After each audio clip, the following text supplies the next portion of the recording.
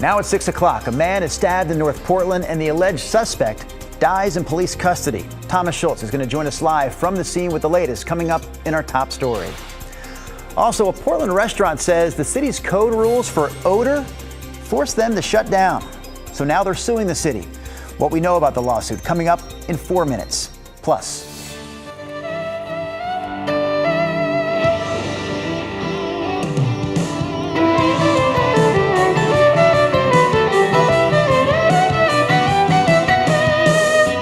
the toys aren't coming to life in the toy box this morning, but we do have a little life inside the KGW Great Toy Drive toy box, thanks to Aaron Meyer there on the violin. His annual Rock the Holidays concerts start tomorrow out in Beaverton. All the details coming up as we kick off the 6 o'clock hour of Sunrise right now.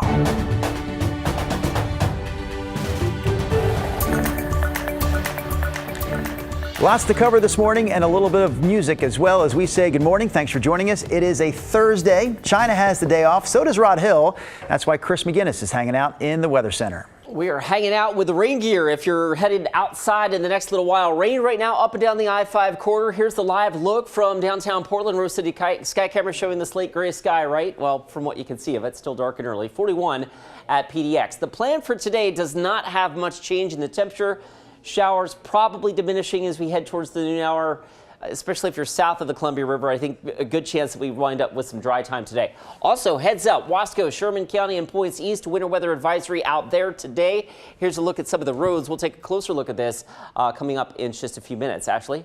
Yeah, that snow and ice already impacting families and students who are in Wasco County and Sherman County. South Wasco, North Wasco County schools on a 2-hour delay. We're just hearing in the last couple of minutes that Sherman County schools are also on a delay. Now, I want to tell you a little bit about a crash that we're tracking here near McMinnville. This is affecting a portion of Highway 47 at the intersection with 99W. ODOT saying that both east and westbound lanes are affected at this point. We've reached out to try to learn some more information. We'll also keep our eye on those school delays east of Mount Hood this morning. Drew? All right, thank you, Ashley. We do want to get back to our breaking news story this morning in North Portland. Police say a man suspected of stabbing someone last night died in their custody.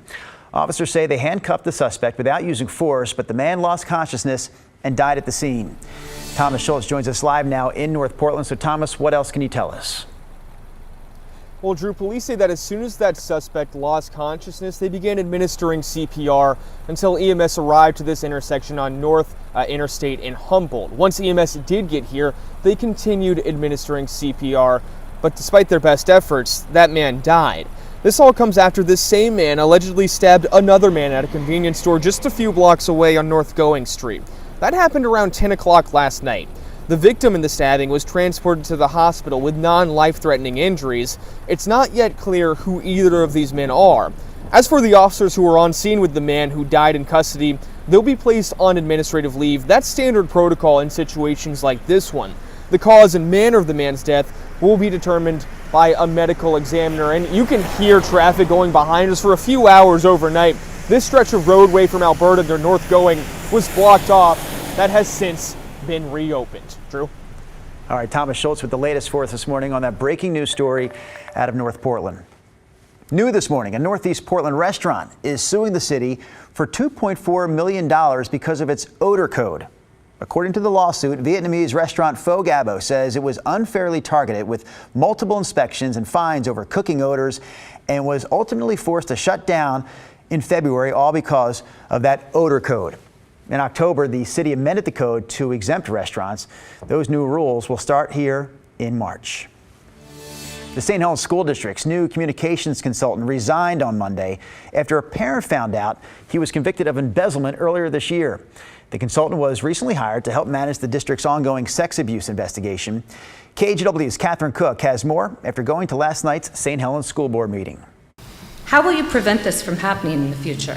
Parents giving the St. Helens School Board an earful again, this time over this man, communications consultant Tom DeLapp. The investigation will determine what we knew, when we knew it, what we did about it, and when we should have known about it. KGW interviewed DeLapp last week about the district's ongoing sex abuse scandal. It's what administrators brought him in to do. But on Monday, DeLapp resigned after the district learned he's a convicted felon found guilty of embezzlement in California. And it comes up with the embezzlement information. I'm like, how does the school not know this information? St. Helens parent Gina Stotts says she's the one who discovered DeLapp's conviction while doing background searches on all district officials. Why would you trust somebody that just got arrested in February for embezzlement to be a communications PR person for the school? It doesn't make any sense. Why aren't you doing your due diligence as a school district and looking in these people's backgrounds? I had to do the background check. You should be doing your diligence. The St. Helens School District contracted with DeLapp through the Northwest Regional Education Service District. The ESD tells us they didn't run a background check on DeLapp because he was working remotely and not directly with kids. They also shared this letter from DeLapp to the St. Helens interim superintendent. He wrote in part, "My continued presence will draw too much negative publicity and undercut the credibility of your efforts to improve the reputation and trust in the school district." Parents say it's too late for that. That's not smart. You do a background check on everybody when you're in a position like that. It's like another slap in the face. It's like it's hard to even put into words because what is going on? Why are these choices being made? The district's sex abuse scandal has been unfolding in St. Helens for weeks. A current and former teacher were arrested on allegations of sexually abusing students for several years. The high school principal also faces charges for allegedly not forwarding reports of sexual abuse. All three have pleaded not guilty. After Wednesday's board meeting, district officials declined to talk with us. Parents say they won't stop speaking out. It's really sad because it's almost like we're being taken as a joke, and it's not a joke. In St. Helens, Catherine Cook, KGW News. In Salem, Oregon lawmakers will gather later today for what's expected to be a brief special session. They're voting on bills to fund the cost of this year's wildfire season. The money would help the Department of Forestry and State Fire Marshal's office pay outstanding bills and reimburse them for some personnel costs.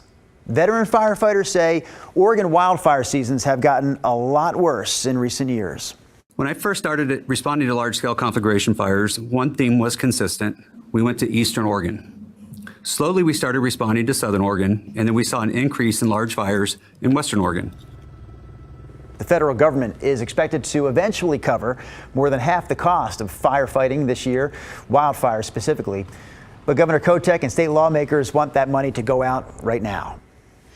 Meanwhile, ODOT says it now has enough funding to start construction on the I-5 Rose Quarter expansion project.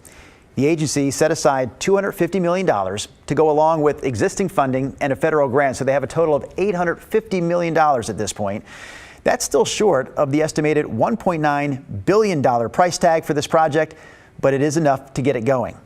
ODOT says it wants to start construction sometime next summer. The goal is to widen I-5 through inner northeast Portland. All right, next stop here on Sunrise, Providence Park. A live look with our Providence Park Skycam because we want to let you know 2025 season tickets are now available for the Portland Thorns. A full package for all 16 home games can cost as low as $256, which pencils out to just $16 a match. Again, though, that's on the low end. You can spend up to $4,600 if you want field seats. There's more ticket information available at the Thorns website. Chris, we also want to let our viewers know that the annual membership for the Portland Timbers is available at this point, and those tickets range from $515 to a little more than $13,000 for field seats. Time to ask for that raise, Drew. Yeah, Christmas present for Patrick. Stick that $13,000 seat right in the stocking. Oh, in my next life, right? All right, let's go ahead and get you out the door. It is raining right now for a lot of us west of the Cascades, up and down the I-5 corridor. This is likely the wettest part of our Thursday. You can see the progress the steady rain is making, the heaviest of which right now looks like it's working its way through Clackamas and now into Washington and into Multnomah County, especially the west side here, right through the heart of the Beaverton, Hillsborough area here. You can see some yellow showing up there on radar. All right, Futurecast tries to walk that rain through the metro area here by late morning, and then the dynamics aloft which are driving this rain are forecast to weaken. And if that happens, there's a good chance that we shut the rain off for a lot of us today. That's if it happens, especially the farther north you go, we may not get out of that. So you get up towards Clark County, Cowlitz County, and points north, you may stay in the light rain pocket for longer, but eventually we should trend a little bit drier towards later this afternoon and this evening. Rainfall amounts not very much, maybe a 1/10 of an inch or so, generally uniform. I did mention, by the way, that over on the east side we're dealing with snow. Ashley Graham's told you about some school delays in Sherman and Wasco County. We do have a winter weather advisory, not on the gorge floor, but you get up in elevation just out of the gorge proper, and there is snow flying out there. In fact, here's a look at some of the cameras. This is US 197 near Ty Ridge. It's 23 degrees and snowing. US 97 at Shanneco, snowing over there, so just be aware of that. Right now it's 41 and raining in downtown Portland, and the temperatures today do not go very far, maybe inching back into the mid-40s. Again, wet this morning, and then I think we have a little dry time this afternoon. That's why I'm going with occasional rain today.